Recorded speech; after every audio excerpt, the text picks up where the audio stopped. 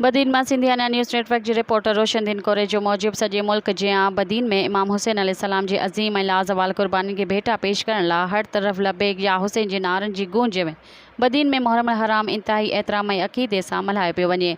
बदीन ज़िले के मुख़्तलिफ़ शहर में मातमी जुलूस बरामद थी रहिया आहिनि। जहिड़े त बदीन ज़िले के मुख़्तलिफ़ शहरनि मां 10 मरकज़ी ऐं नंढा वॾा 118 मातमी जुलूस बरामद थींदा। बदीन शहर में केतिरनि ई पिड़नि तां जुलूस निकिरी चुका आहिनि, जिन में पीर आली शाह पिड़, कहरीन जो पिड़, शहीदीन जो पिड़, यासीन शाह जो पिड़ बरामद थी चुका आहिनि, जेके बदीन शहर के मुख़्तलिफ़ रोडनि ते अज़ादार ज़ंजीरनि, गुर्ज़नि, छुरियुनि, तलवारुनि तोड़े हथ जो मातम करे रहिया आहिनि। जहिड़े त अॼु 10 मुहर्रम हराम ते मरकज़ी जुलूस ॾींहं जो 2 वॻे शहीद शाह नवाज़ चौक तां मरकज़ी इमाम बारगाह काशीन्या ज़ैनबिया खां बरामद थींदो, जेको शहर के मुख़्तलिफ़ रोडनि खां थींदो।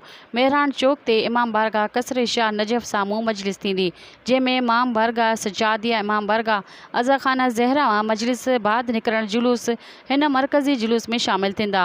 मरकज़ी जुलूस में शामिल सवें अज़ादार शहर के मुख़्तलिफ़ चौकनि ते ज़ंजीर सां मातम कंदा ऐं 7 बजे मरकज़ी मातमी जुलूस वापस इमाम बारगाह काशीनिया ज़ैनबिया वटि नहर थींदो ऐं शाह नवाज़ चौक बदीन ते शामी ग़रीबा थींदी।